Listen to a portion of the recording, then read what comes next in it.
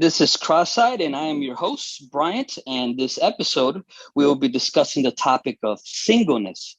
And this evening, we have a good friend, Tom Lyons. He'll be joining us to discuss this rather difficult and yet important topic. Before we dig in, let me read a quick quote from Peter Hubbard, which I find interesting. And I think it's a good quote, something to consider even as we flesh out this topic. He says, and I quote, "Single Christians living in purity and community are billboards for the sufficiency of Christ." Man, that's a lot. That's a big one. There's some good stuff in that quote. But I want to first introduce my guest, have him tell us a little bit about himself, and then we'll dive into the topic. We'll unpack it and kind of see where this goes. So let me introduce you, Tom Lyons, good friend of mine from church. We've known each other for a few years. And let me hear from him. What do you have to say about himself? Go ahead, Tom. Hey, what's up, Bryant? Thanks for having me. I appreciate the opportunity and the invitation. So, yeah, we've been friends for a few years, and a little bit about me. I grew up on the northwest side of Chicago, and I grew up in a Baptist church where my dad was pastor, and so Christianity, I kind of grew up in. It's home to me, for better or for worse. I am a product of Christianity and like contemporary Christianity. I currently work with, I have two part-time jobs. I work at UPS part-time, and I am currently working with a church here in the city part-time. And so that takes up a lot of my time. And but I love theology. I love discussion and interacting with ideas and concepts and how they, come to be worked out in real life. And so I'm excited about trying to, maybe get into this discussion and maybe learn a few things or grow in my understanding. So I am single, never married, no kids. And yeah, that's me in a short nutshell, a little bit of a nutshell there. Well, there you go, ladies and gentlemen. Here he is, Tom Lyons, our eligible bachelor, joining us this evening.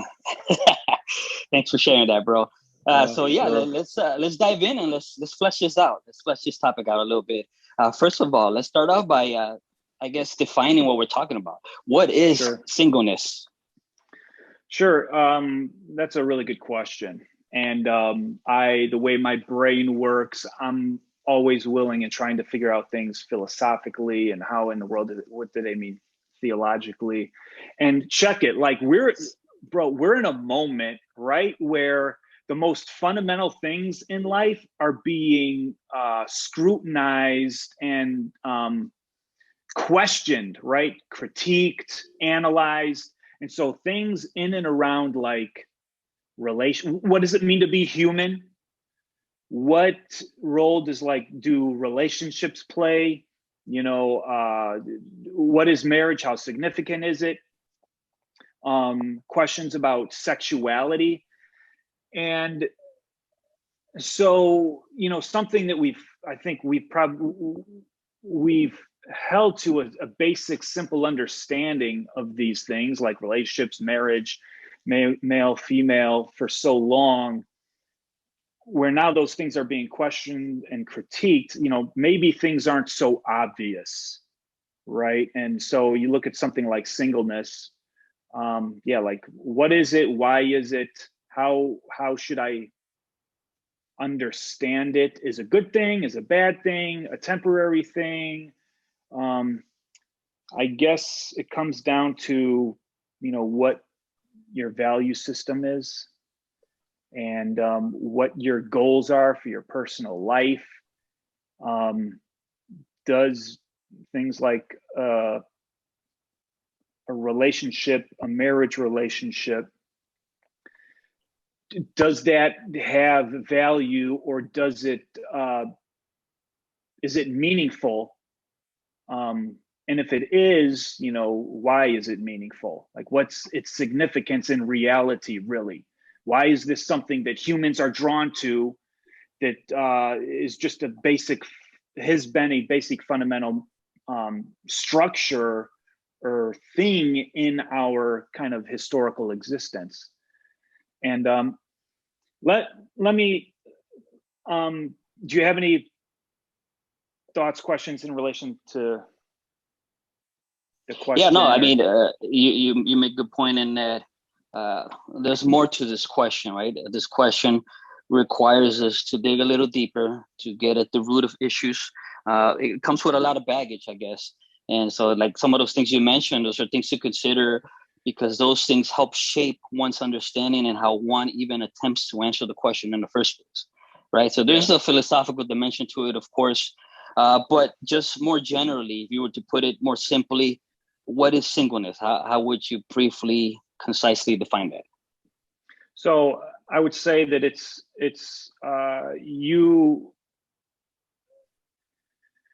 you aren't in a contractual relationship with somebody. You're not in a marital relationship because you never got married, or you've been divorced, or you're a widow, and so it's specifically, I would say, closely connected to the marriage relationship uniquely. Now, in terms of dating, like if I'm in a relationship, but I'm kind of in a dating relationship, we use terminology like, well, I'm not single. I am in a relationship. But the whole, depending on how what your understanding of the dating relationship is and the role it plays in relationships in general, that would kind of be another facet of understanding singleness and relationships. So it comes down to commitment. Am I committed to somebody uniquely for the sole purpose of being in a committed relationship, I think. And so, yeah. That's good. Yeah.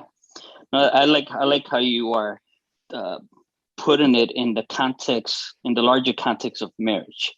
And that's important. I think normally when people think of singleness, that may be in the back of their heads, but they normally don't immediately, I guess, associate it with marriage because of the concept of dating, etc. So yeah, that's good that you pointed out and you link it specifically with marriage and the emphasis on commitment. So to follow up with that, why are some people single? Why are some people single, Tom? Why are some people single? So maybe a couple of confessions. All right. A couple of confessions.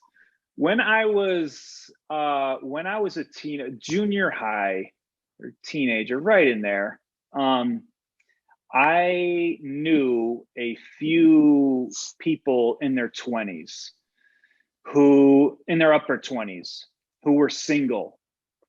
And I can't remember the specific thoughts I had, but they were along the lines of, what in the world is wrong with these people, with this person that they're in their upper 20s and they're not in a relationship or they're not married. And along with that thought was, by 25 at the latest for me, I'm going to be married. Like, no doubt about it. Like, for sure. Like, and so whether it's God, getting back at me for such such naive thoughts, and I was certainly naive, but I wasn't blind either. Like but it was more just out of a confidence, but still, like, and so here I am, all upper in years and single. The second confession is that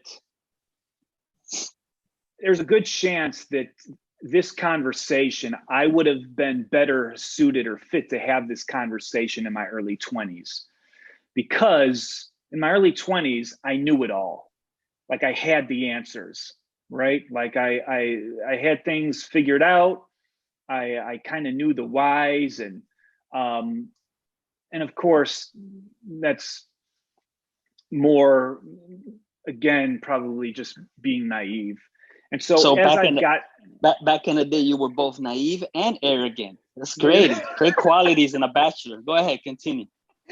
So as I've gotten older, like in the last few years, I've realized, you know what, I don't have any answers. Like I really don't know, which I've grown in my understanding of my ignorance. And at the same time, but not only, I mean, I've certainly come to realize and grow in my understanding of relationships in general, and what marriage is about, and why is there why is it such a central and meaningful thing for the human to be connected to somebody in a committed relationship, long-term relationship. So that, but personally for me, I've come to, but that's me. So you asked, why are some people single? So again, I think we live in a moment where kind of moving away from the norm and what the tradition used to be. I think, at least in our area in the West or in society, where in the past, marriage was kind of a central goal for people. And over the years, people have tended to kind of put their careers, their education, perhaps hobbies, in higher priority, and things like relationship, or at least marriage, has not been as high of a priority. So I know people are getting married later, more and more, 20s, 30s, where back in the day, like my parents were married like 20, 21 or whatever it was, which was kind of common. Like, yep. And so more and more people are pursuing education. They're pursuing, personal goals, pursuing their career. And so that's a big thing. So people are putting off marriage, at least in time, like further down the road in their life. Along with that, relationships and marriage relationships are not really working, at least in our society. People are getting divorced. So, I mean, that's like as common as marriage is lasting. So any way you slice it, it's going to be a big percentage. So, people are single, for one, because they're pushing it off, but also because the relationships they do enter, they're not lasting and they're not working. And so that's another, I think, a significant reason why people are single. I think a lot, like singleness is a big deal. It always is, but we're seeing more of a larger number in the population in the singleness status, if you will. I think if I'm understanding the numbers correctly. But would you say there's perhaps a growing lack of commitment? Perhaps there's greater fear towards marriage, or a lack of prioritizing marriage, or it doesn't seem as something worth aspiring to or desiring. It seems just like, oh, it's just a legal contract. It's nothing more than that. And people are also perhaps finding other ways to enjoy some of the benefits of marriage, without officially recognizing it as such, without officially pursuing it and committing themselves to the person. Is it just a variety of factors, I guess? Would you say it's plays a role in why marriage is not pursued as it once was, and it's given like perhaps a second place position when it comes to romance? Yeah, those are really good questions. A question that comes to mind to throw in there too is, has the priority of, the sovereignty of the individual and individuality, the primacy of the individual, which I think is rooted in a good place, but over time we've continued to emphasis to a point and pushed it to an end where it's out of balance and it's out of sync, where we realize that me and my goals are God, and life is short. So if I can, once I realize, man, life is short, I have to find a way to pursue my dreams and pursue happiness and pursue fulfillment. And being a human is complex, and there's a lot there. So I may not have enough time, or I may not have the opportunities or resources, but I want to give it the best I have. And without realizing that, well, relationship is a significant part of the makeup of the human. And if we don't put pursuing our personal goals at the same time connected with the other priority of being in relationship and investing in others, then, because what is the point of pursuing a personal education, a personal career, and achieving particular personal goals? There's certainly benefit there, but I'm not quite sure that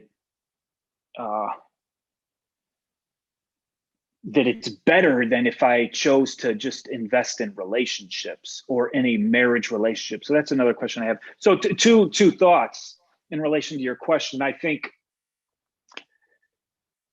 because we're made in God's likeness and God's image, we function in a particular way. And I don't think we'll ever be able to fully get away from that. Like just sitting there, just me sitting here, like I'm an image bearer of God. So my mind is thinking, I'm speaking. God is one who communicates. God is a relational being. So I'm going to relate.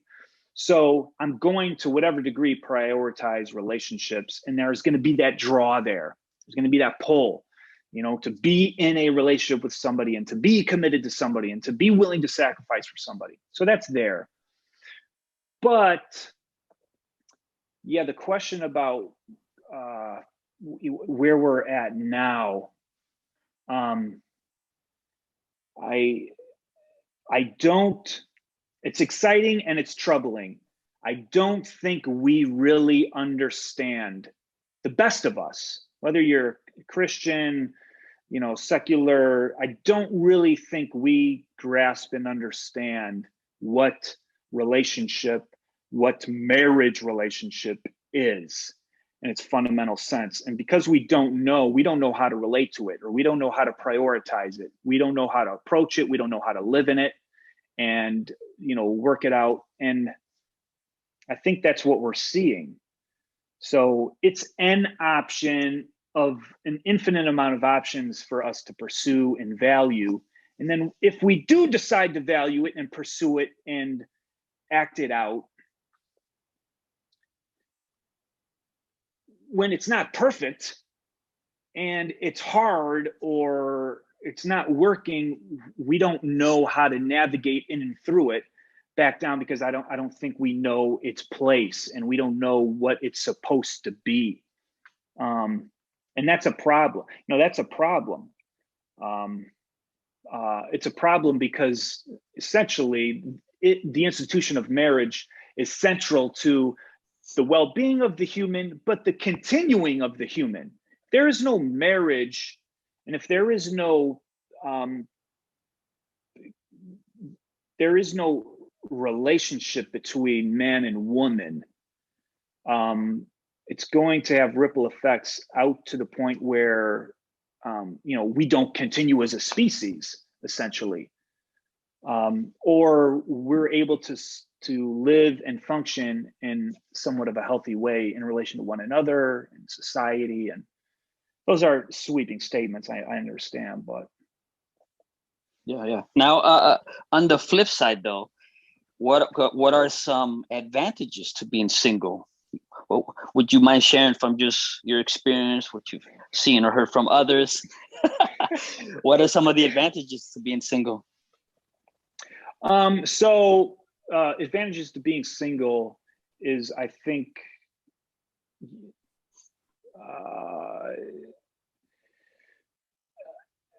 things can be simplified. You can give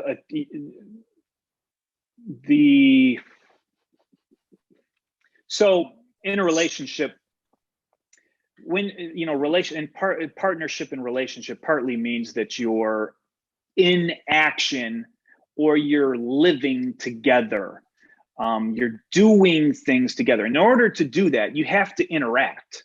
You have to kind of decide, because you're two different people, two different views, takes, and so there's interaction. So the interaction slows things down, in part, can slow things down, because you could talk about it. You have to relate and say, do you agree? Or the upsides, downsides, how do you feel about this? And then you kind of decide, and then you act. That's somewhat removed in singleness. So the decisions made and the activity engaged in can be pursued and reached a little more efficiently, possibly. So, as a single person, I have to do the processing up here. I can engage others around me, but there's probably less intense engagement and communication in and around what should we do? How should we do it? What do we do now? How do we understand this? Not necessarily, because the human, again, all by himself is very complex, and by itself is bearing the image of God, which includes, so as a single person, I still have to engage and grapple with the different facets of what makes me up, or what makes the human up. I have to consider my emotion. What am I thinking? What have I learned? What does this mean? And how do I, decide and act? So efficiency might be one.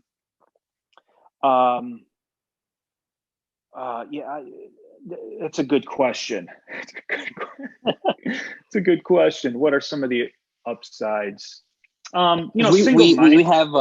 have basically in part discussed some of the disadvantages, I guess, right? Right. As we've been unpacking some of these other questions, but yeah, there are advantages to being single, right? And like you're pointing out, I guess efficiency in the decision-making process, right? It's just basically you primarily, not that a single individual cannot make decisions, obviously in the context of community, but they do have more, I guess, freedom per se to make choices on their own and without having to interact with someone else. Would that be fair to summarize what you were saying? And also, right. but what would you add to that? What would be some other, I guess, advantages? So single-mindedness and the ability to, what is decided to do can be done in a way that, if I so desire and choose, it's up to me how much time and energy I can invest and give to. I can, the goal, or what is decided, can really narrow or bring, I guess it's back to efficiency, but really can bring a laser focus, where energy, resources, time, thought can go into it, where I can do things and do them in a way that my attention isn't broken up. And so again, there's benefits to being able to do multiple things at one time and be invested in multiple different places.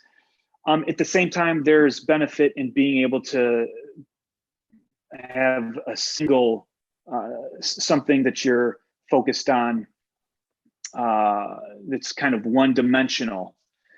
And so personally, for example, like, and I don't know, I'm not God, and you can always ask what if, but in the last few years, I've been working on a writing project, Okay. and which I've given, I don't know how many hours to it. Tons and tons and tons of hours of writing and editing and writing and editing. And I'm not sure, if I would be able to devote that kind of time and be able to even get it done or accomplish it if I was married or had kids. And certainly anything's possible, anything you prioritize, sure. But knowing me, how I'm wired, and how limited I am in my ability to focus on particular things or a limited amount of things, it's not obvious to me that I would be able to, essentially kind of produce a book length writing project. And so, yeah, that comes to mind. Yeah. So, Bryant, all of us have been single, right, at one time or another. You've been married. No one is born married. Right. Or in a romantic relationship. So you've been married for a few years, but when you look back and you consider, singleness, what would you kind of throw in there is, something that's benefit or unique in being single that would be a positive? Yeah, for sure. I mean, you kind of covered basically most of it, right? So more time, easier, more efficient decision-making process.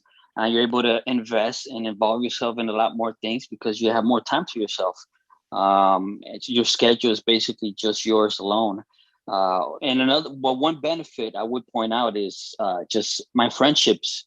When I was single, I was able to invest more so you obviously can still invest in relationships, and you should, but as in singleness, I was able to invest more in my friendships. Obviously, that doesn't mean I don't invest any time in my friends now as a married man, but it is a little more challenging as a married man with kids, especially to try to schedule and plan time to spend time with some of my friends. And likewise, a lot of my friends now are in relationships too, or married or whatnot. So it works both ways. So it is challenging. So there's something for sure that in singleness one can really take advantage of if one wants to, and God grants them the opportunity to do so. Yeah, and along some of the lines we've discussed, there's a freedom there. I'm able to do some things as a single person and kind of move about and around, and like we talked about, making decisions to do things that kind of gets a little tougher to do, or a little bit slower if you're in a marital relationship. If, of course, having a job, like I'm tied down with work, of course, and so other things have to be considered, but marriage would be one more way of, that a responsibility that has to be considered in the mix of, like, I can't decide to go take a trip next week on the other side of the world, and if I want to, because I'm single, and so there's an element of freedom that may be had in the single person's life that isn't as strong or present in a marriage relationship. And that's something that people who are single should take advantage of for sure, and should value and enjoy and put to good use. Not just, we want to redeem the time. So we don't want to just waste time, Right. the time that we have in singleness. If you're single, God has has you single for a reason. And during this time is a good time to invest not only in yourself, but in others, and to do a lot of things to take advantage of that freedom. And hopefully, single folk are doing that more, not just for their own sake or convenience, but they're valuing the time that they have and they're putting it to good use, using it in a way that will be of worth, of value in the long run. And that's something, I try to encourage my single friends and others to just make the most of their time, redeem the time they have, use it for the glory of God, to invest in relationships and to continue to grow also and mature as individuals as they continue to prepare for marriage if they desire marriage. Because some people are meant to be single their whole life, and that's not a bad thing. That's a gift in of itself, and people should also value that. Now, I get it. There's a lot of pressure, I guess, from the culture, from society, from family and friends, and even from within oneself and within the church for people to get married. And I think we shouldn't force or push or add that unnecessary pressure on anyone. And also, then again, marriage is precious, right? It is a picture of Christ and the church. So I think most people probably will pursue and want to get married, but it's not for everybody. And then learning to be content with that, it requires a lot of work, a lot of self-examination. And, like the quote said, right, it requires living in purity and community, because doing so reflects the sufficiency of Christ. So on that note, when do you think a single person should start pursuing a relationship?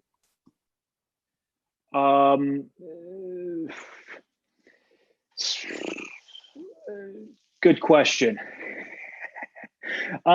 So biologically, I think it's clear and obvious that the body is ready to be married sooner than maybe than the emotional aspect of the human, or the inner being of the human is ready. Are you speaking as a man primarily? Right. Well, yeah. So there's differences between male and female. So I won't get into that, but that's certainly true. So you're trying to consider the entirety of the human being, and what is the makeup of a human, and so you have to consider the biological, the psychological. You have to consider the social. Things like the financial, so I might, and there's give and take, and there's always going to be risk. Are you ever going to be ready for marriage? And part of life is stepping out into the unknown, and part of what being human and being alive means is you do learn as you go. So trying not to put things in a box, but at the same time consider it's probably not best that 15-year-olds get married. You're probably not ready, just not enough life experience. They're not developed in particular ways, and so age-wise, I would leave it open. I think getting married too young can have significant issues or obstacles. And I think waiting too long, if you want to get married, if you are even in a relationship, or you're not being proactive in trying to find a relationship, waiting too long can be problematic as well. And so I know that's a little general, but let me ask you then, let's make it a little more personal then, if you don't mind. Sure. And of course, you don't have to answer these questions, sure. But let's give it a shot. Do you want to get married? I do want to get married. I don't think there's been a time that I know of in my life where marriage wasn't a desire or a goal. And of course, I've asked myself that question, and I've contemplated it and considered, but it just point blank and to state it as plainly as possible. I think it's true that my desire is to be married. And so being, further along in years, if you will, and not being married, the question back to one of your earlier questions on why aren't people single? Why are people single? Why am I single if it's something that I desire, want, and try to pursue?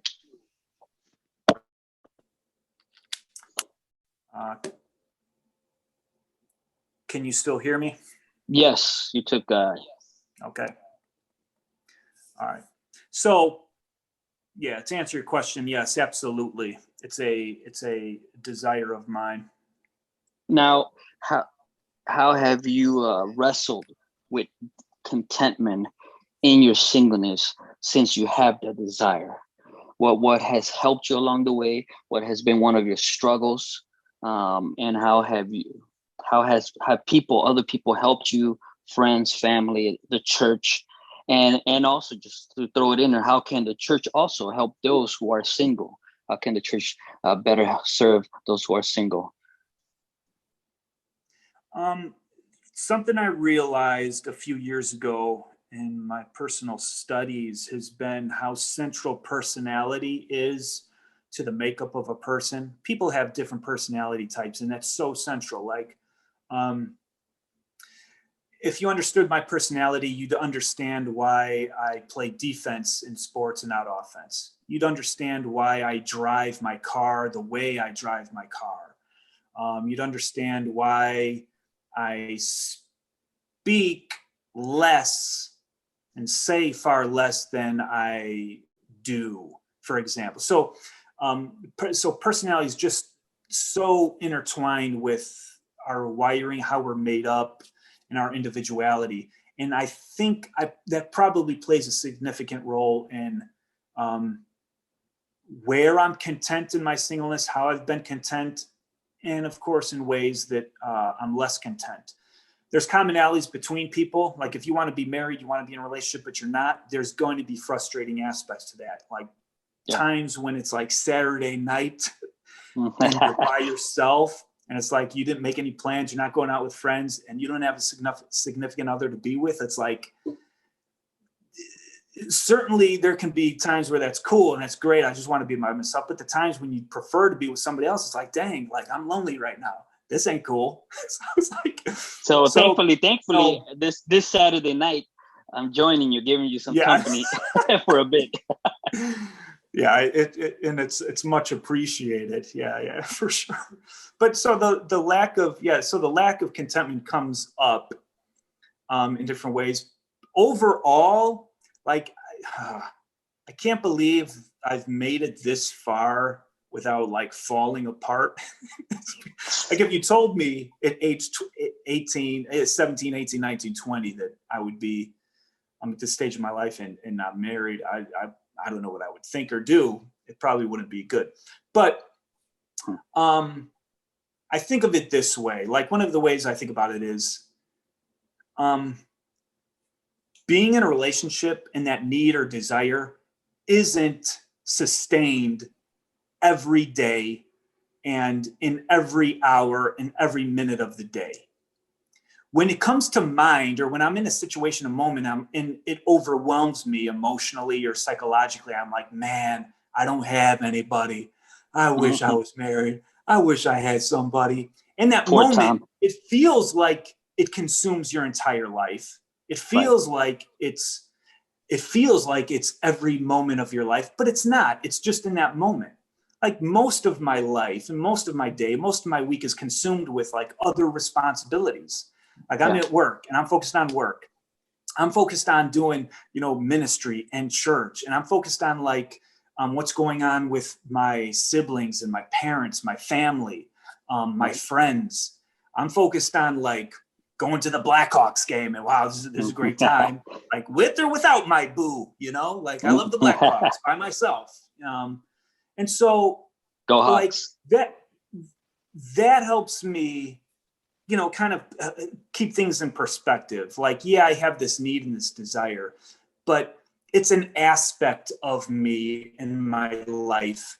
It's not the totality. And I think to some degree, when you're in a relationship, maybe, and you can tell me, but maybe we think that when we get married, that desire and fulfillment of entering into a relationship is going to cover all aspects of our life. So all of a sudden, across the board in my life, I'm going to have this element of just satisfaction, fulfillment and happiness, and just, ooh, this is amazing. You get into the relationship, you enter the marriage, and you realize that that is a significant part of your life, but it's not everything. Yeah. And you still are focused on work. You're still giving your time, your energy, your resources, your desires to other things too.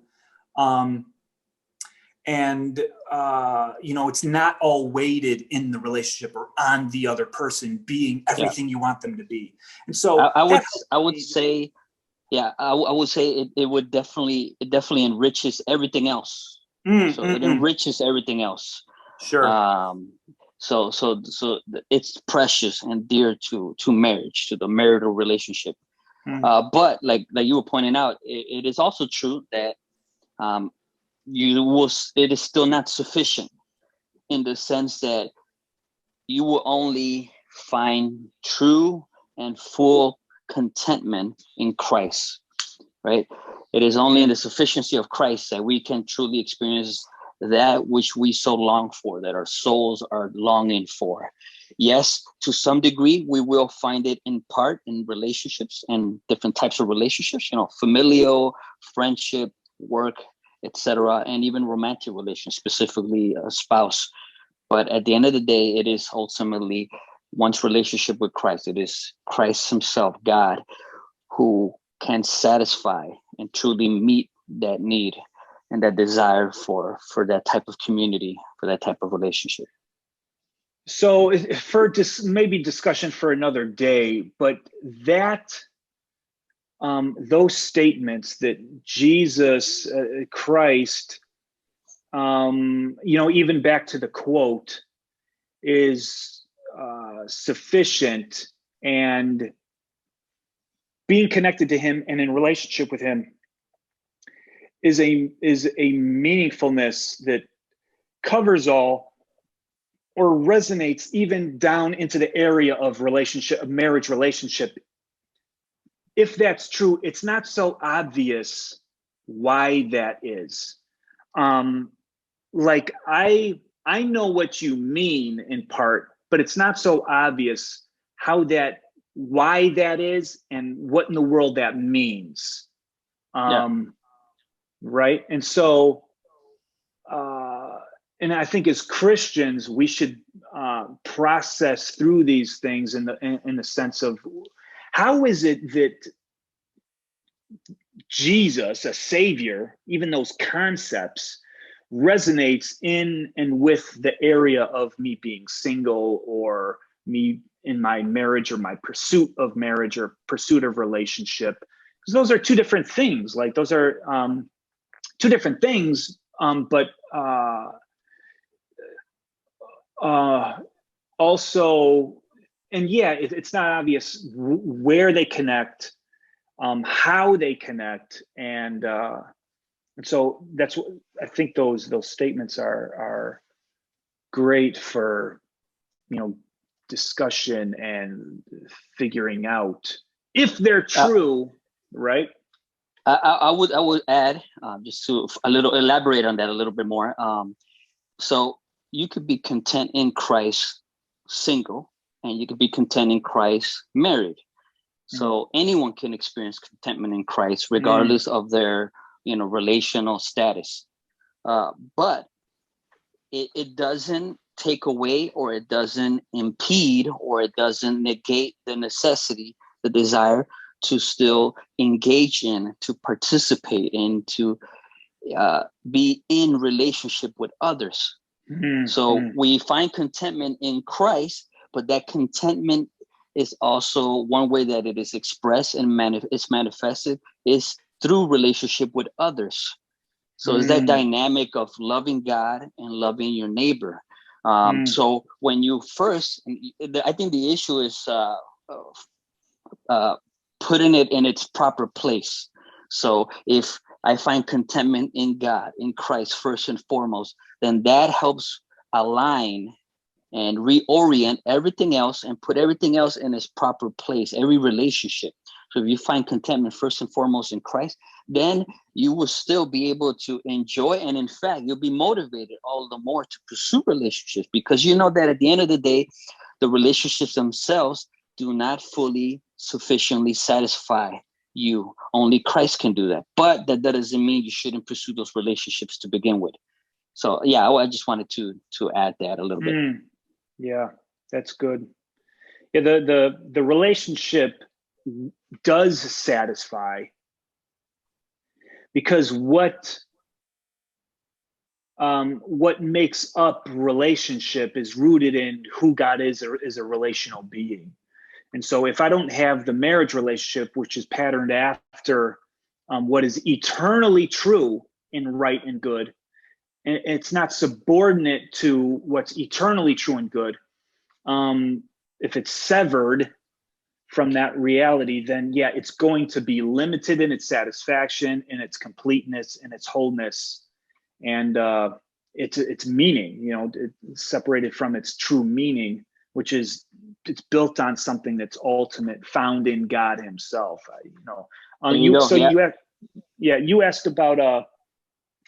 about contentment. It was a contentment and church connection to church. Yeah, how can the church better serve our brothers and sisters who are single?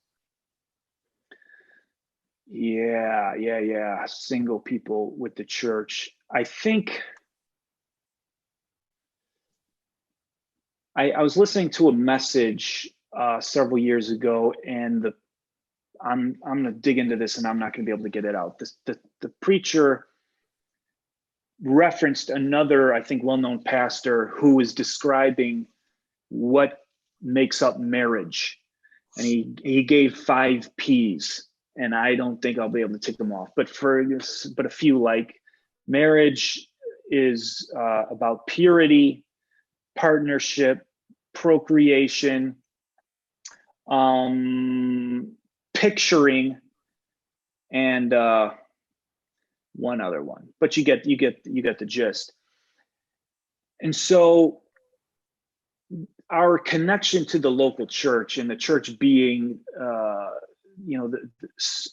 our spiritual relational connection to reality, the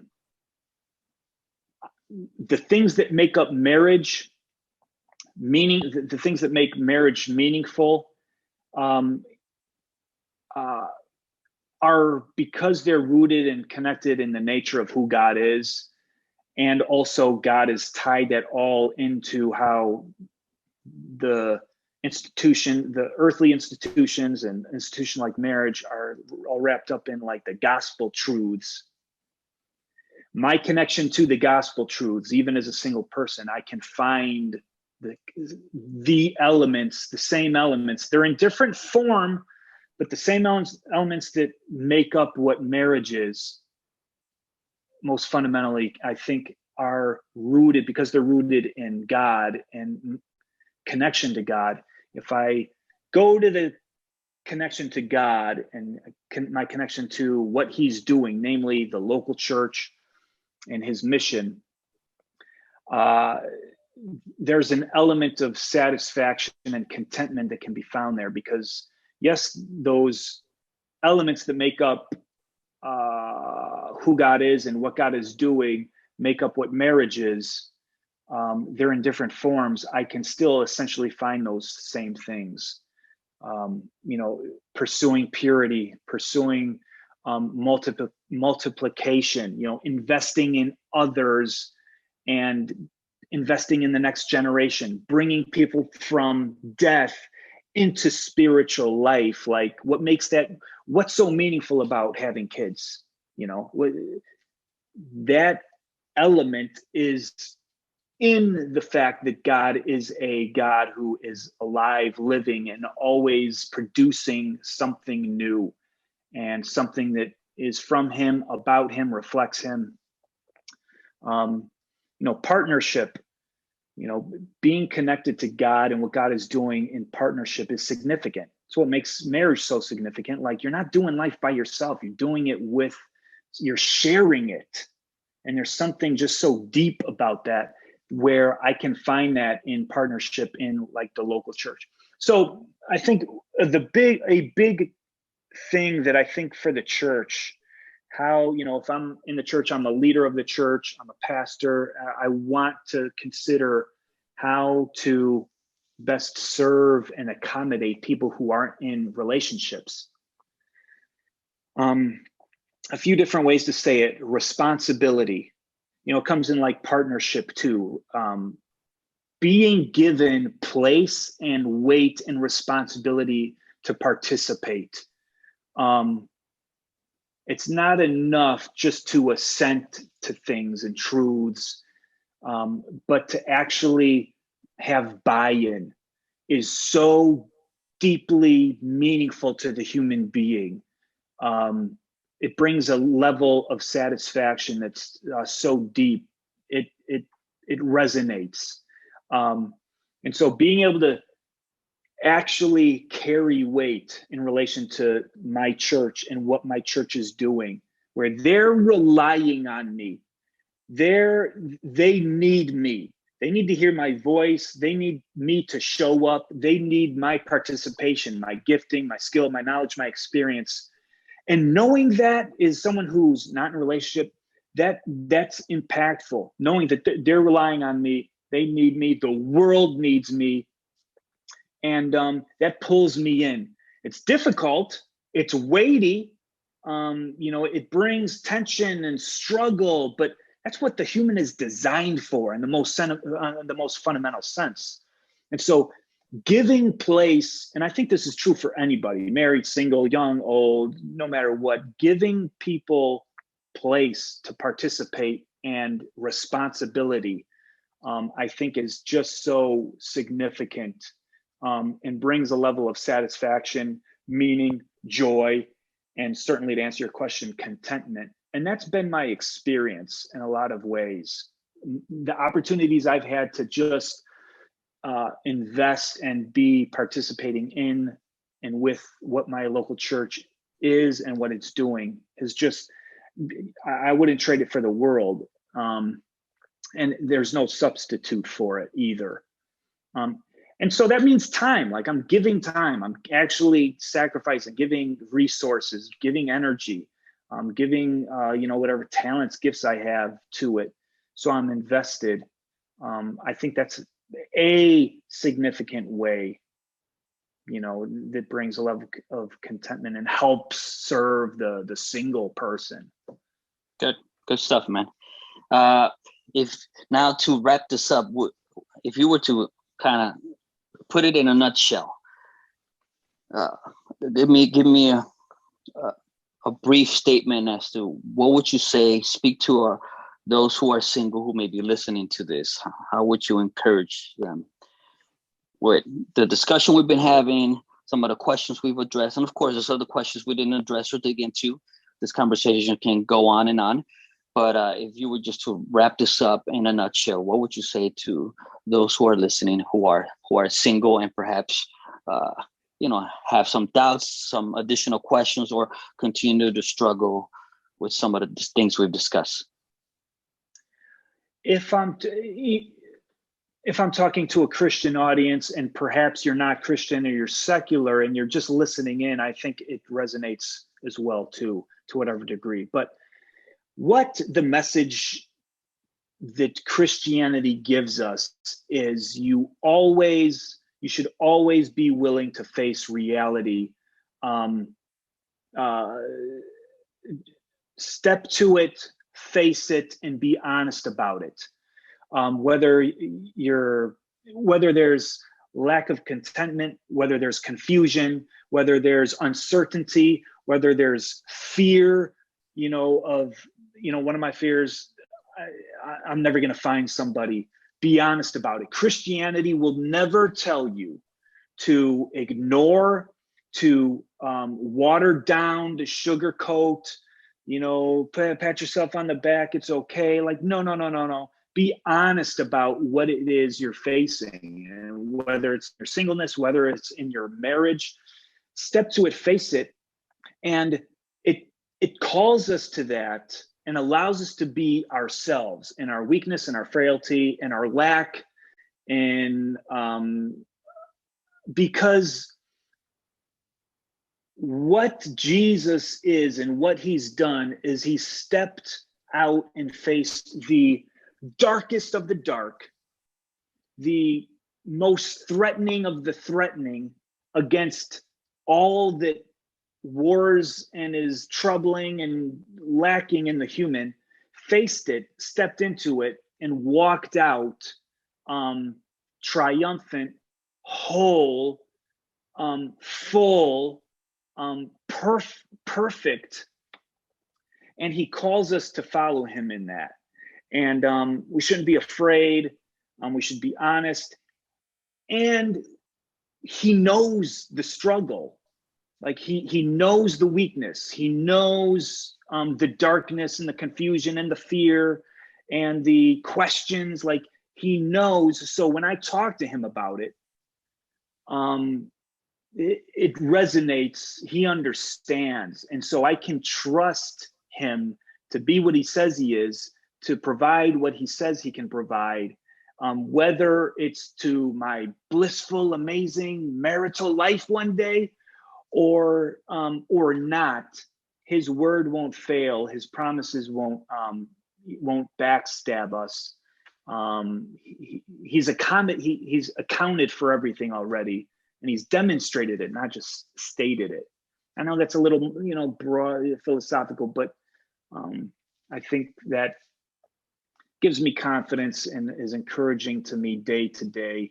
I can trust him, and he's with me in this moment, in my singleness, in my questions, lack, fear, and that's, I'm here. I'm still here. Good. So, yeah. Still here and available. Yeah.